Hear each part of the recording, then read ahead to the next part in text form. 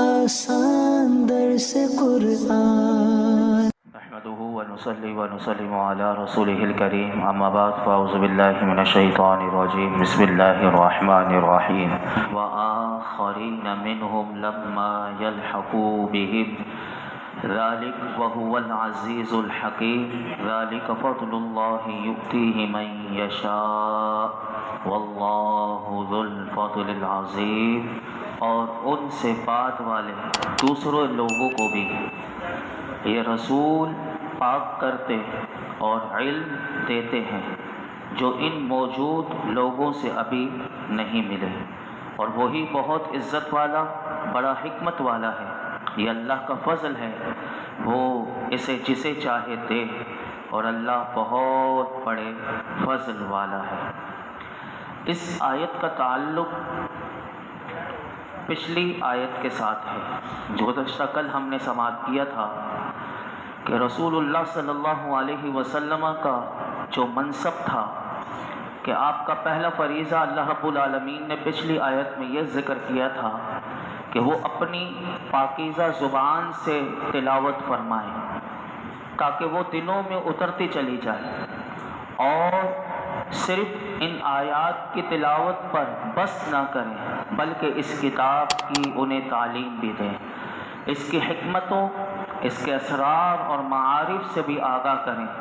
اور فرمایا صرف تلاوت آیات اور تعلیم کتاب و حکمت سے ہی فریضہ رسالت ادا نہیں ہوتا، بلکہ اپنی نگاہ رحمت سے دلوں کو ہر طرح کی آلائشوں سے بھی پاک اور مطہر کر دیں۔ تو یہاں سے علماء فرماتے ہیں کہ رسول اللہ صلی اللہ علیہ وسلم کی اگر شان دیکھنا ہو تو پھر یہ جو حضور کو یہ جو منصب دیا گیا، تو جب انسان اس معاشرے پر نظر ڈالتا ہے تو پھر اسے سمجھ میں آ جائے گا کہ میرے آقا علیہ الصلوۃ والسلام کی تشریف آوری سے پہلے جیسے قرآن کہتا ہے کہ وہ کھلی گمراہی میں بھٹک رہے تھے، لیکن حضور کے فیض نظر سے وہ ریگزار عرب کے حقیر ذرے آفتاب و مہتاب بن کر چمکنے لگے۔ اس آیت کریمہ میں اللہ رب العالمین نے یہی بات ارشاد فرمائی کہ جنہیں رسول کریم پاک کرتے ہیں اور علم عطا فرماتے ہیں، یاد رہے کہ وہ فرمایا کہ ایسے افراد کا بھی اس آیت کریمہ میں ذکر کیا گیا کہ جو ابھی ملے نہیں، یعنی بعد میں آنے والے ہیں۔ تو علماء کہتے ہیں کہ امیوں میں سے دوسرے لوگ مراد یا عجمی مراد ہیں، یا وہ لوگ مراد ہیں کہ نبی اکرم صلی اللہ علیہ وسلم کے بعد قیامت تک اسلام میں داخل ہوں گے،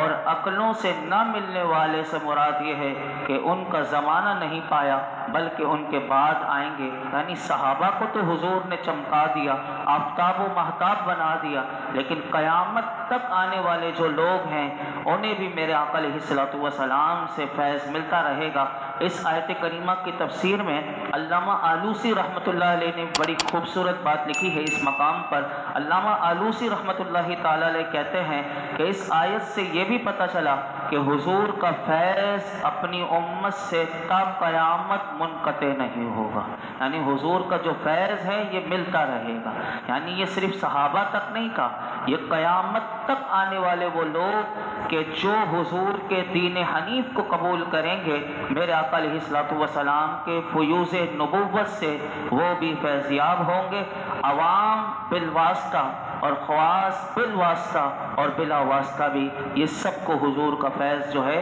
وہ ملتا رہے گا۔ اور یہاں پر اس مقام پر علماء نے ایک اور بات پہ لکھی کہ صوفیاء کرام یہ فرماتے ہیں کہ اسی آیت کے تحت کہ اولیاء اللہ جو ہوتے ہیں، جو اللہ کے ولی ہوتے ہیں، ان کا فیض بھی جیسے دنیا میں لوگوں کو ملتا ہے، تو فرمایا کہ وہ بھی دار فنا سے دار بقا کی طرف جب انتقال کر جاتے ہیں تو ان کا فیض بھی منقطع نہیں ہوتا، کیونکہ یہ حضور کی امت کے اولیاء کو یہ شرف حاصل ہے۔ اسی طرح علماء کرام نے اسی آیت کی تفسیر میں یہ بات بھی لکھی کہ یہاں جو یہ فرمایا گیا نا کہ دوسرے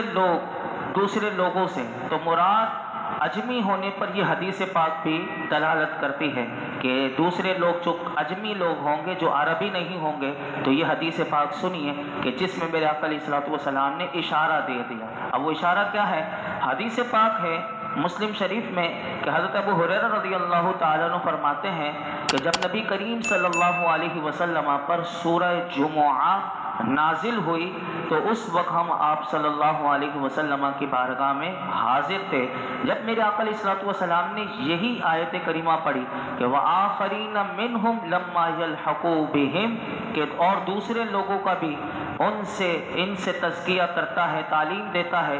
جو ابھی ان سے آ کر نہیں ملے۔ تو فرماتے ہیں کہ جب میرے آقا علیہ الصلوۃ والسلام نے یہ آیت کریمہ تلاوت فرمائی تو اسی مجلس میں سے ایک شخص نے عرض کی کہ یا رسول اللہ صلی اللہ علیہ وسلم، جو اگلوں کے ساتھ ابھی نہیں ملے ان سے کون مراد ہیں؟ تو میرے آقا علیہ الصلوۃ والسلام نے اس وقت کوئی جواب نہ دیا، حتیٰ کہ اسی شخص نے 2 یا 3 مرتبہ عرض کی۔ تو اس وقت جب 3 بار اس نے پوچھا تو راوی کہتے ہیں کہ رسول اللہ صلی اللہ علیہ وسلم اس وقت ہم میں حضرت سلمان فارسی رضی اللہ تعالیٰ عنہ بھی موجود تھے۔ اب دیکھیں میرے آقا علیہ الصلوۃ والسلام کی نگاہ کرم یعنی حضور کی نگاہ کہاں تک دیکھ رہی ہے؟ تو حضرت سلمان فارسی رضی اللہ تعالیٰ عنہ کہتے ہیں کہ اسی مجلس میں موجود تھے۔ تو فرمایا نبی کریم صلی اللہ علیہ وسلم نے حضرت سلمان فارسی رضی اللہ تعالیٰ عنہ پر ہاتھ رکھ کر فرمایا کہ اس ذات کی قسم کہ جس کے دست قدرت میں میری جان ہے، اگر دین سریا یعنی ایک ستارہ ہے، حضور نے فرمایا اگر دین سریا ستارے کے پاس بھی موجود ہو تو فرزندان فارس وہاں جائیں گے اور دین کو حاصل کر لیں گے۔ یہ امام اعظم ابو حنیفہ کی طرف اشارہ ہے، یعنی آپ انہی کی اولاد میں سے ہیں۔ تو میرے آقا دیکھیے کہ کہاں حضور کی نگاہ دیکھ رہی ہے کہ امام اعظم کے بارے میں اور انہی کی اولاد میں سے ہیں حضرت سلمان فارسی کی۔ تو میرے آقا علیہ الصلوۃ والسلام نے اس آیت کریمہ کا یہ مطلب بھی سمجھا دیا کہ ابھی نہیں ملے وہ بعد میں آنے والے کون لوگ ہیں۔ تو حضور نے فرمایا کہ اگر دین سریا ستارے کے پاس بھی ہو تو فرمایا فرزندان فارس وہاں بھی چلے جائیں گے اور وہاں سے بھی دین کو حاصل کر لیں گے۔ اس آیت سے یہ معلوم ہوا، علماء کہتے ہیں کہ نبی پاک صلی اللہ علیہ وسلم کا فیض صرف صحابہ کرام تک موقوف نہیں بلکہ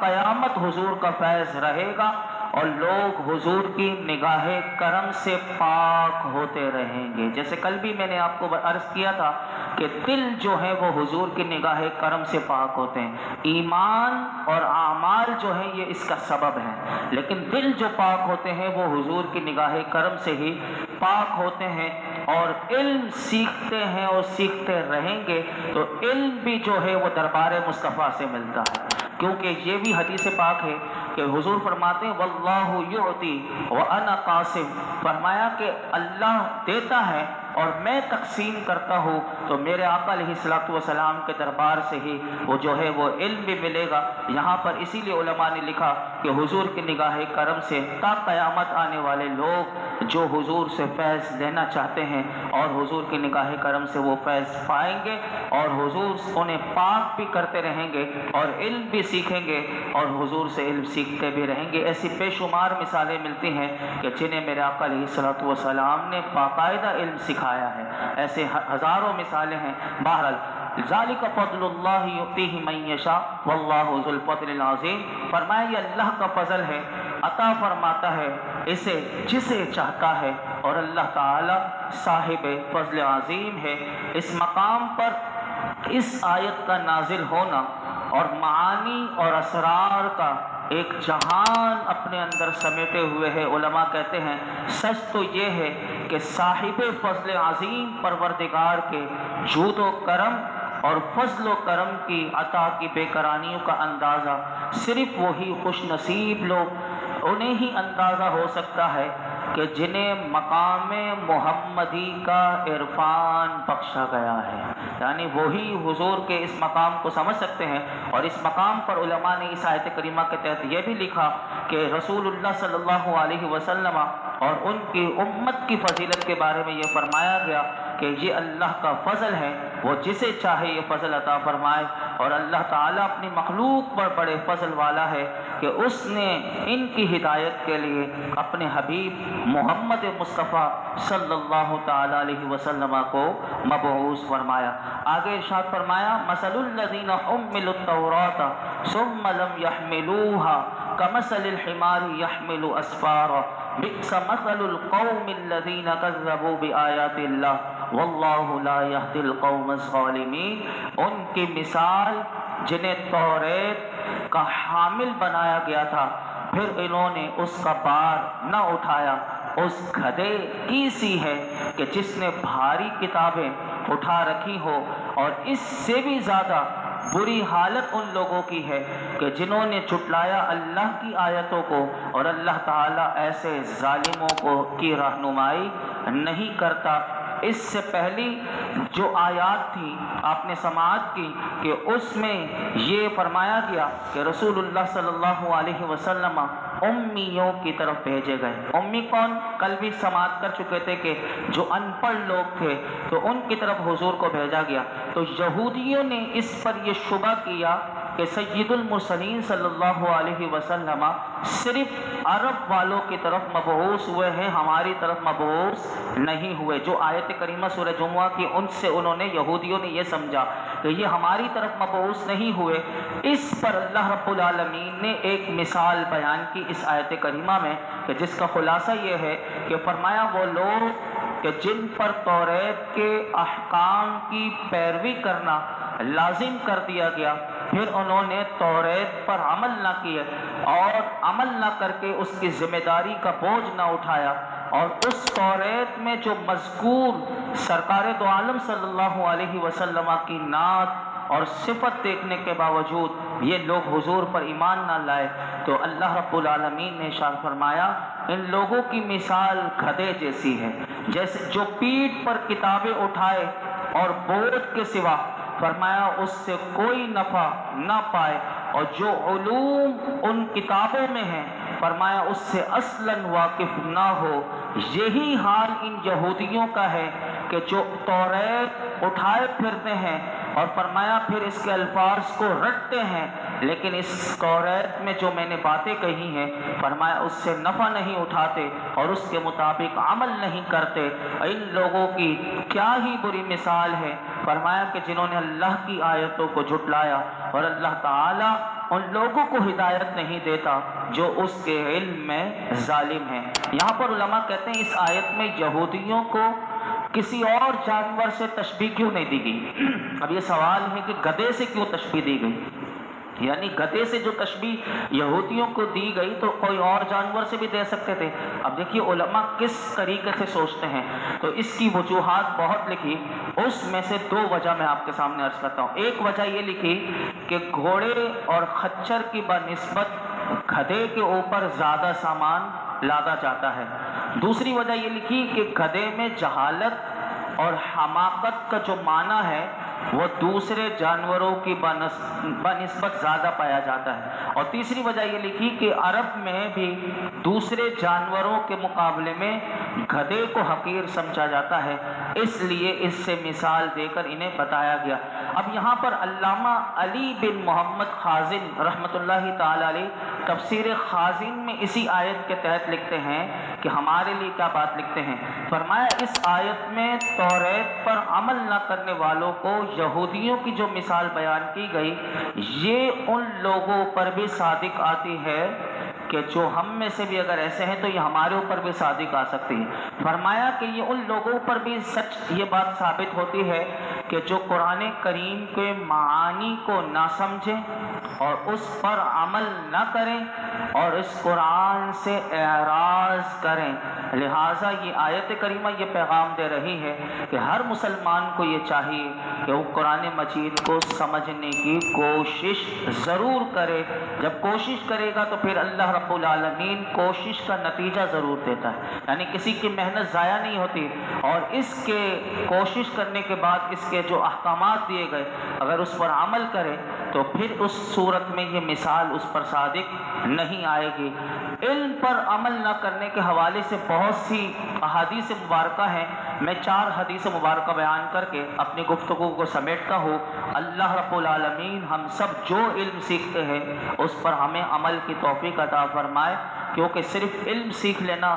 یہ کمال نہیں، بلکہ علم پر عمل کرنا کتنا ضروری ہے۔ سنیے، یہ حدیث پاک ہے کہ حضرت ابو ہریرہ رضی اللہ تعالیٰ عنہ سے روایت ہے کہ رسول اللہ صلی اللہ علیہ وسلم نے ارشاد فرمایا، قیامت کے دن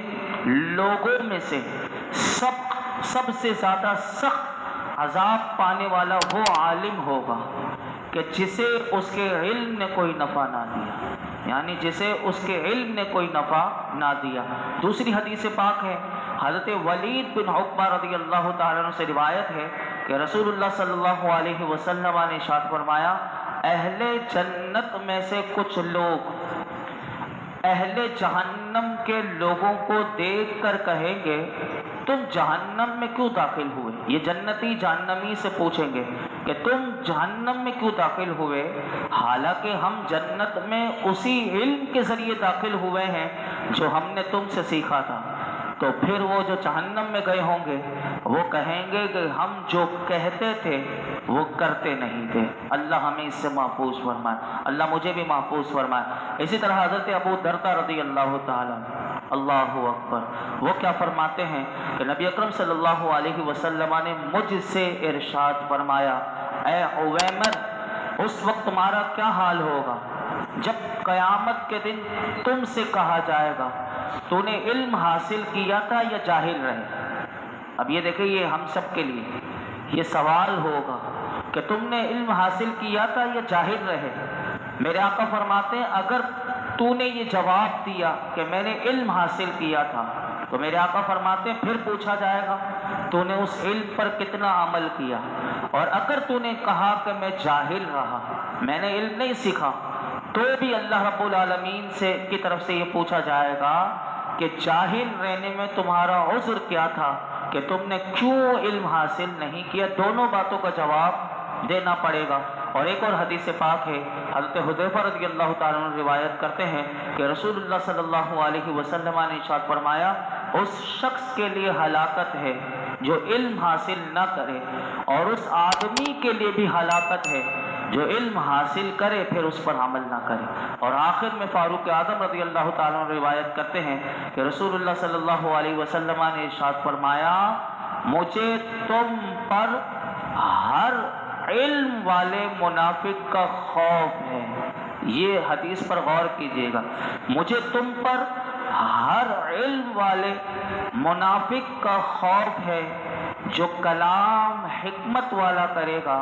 اور عمل گناہوں پر کرے گا۔ علم کلام جو ہے وہ حکمت والا ہوگا، لیکن اس کا عمل جو ہوگا وہ گناہوں پر وہ کرے گا۔ میرے آقا نے فرمایا مجھے ایسے لوگوں کا خوف ہے، اللہ ایسے لوگوں میں ہمیں نہ شامل ہونے والا بنائے، اور ہمیں جو باتیں ہم سیکھتے ہیں اللہ رب العالمین ہمیں اس پر عمل کی بھی توفیق عطا فرمائے، قرآن حکیم کا نور اور اس کا فیضان عطا فرمائے۔ الحمدللہ رب العالمین، والصلاة والسلام علی سید الانبیاء والمرسلین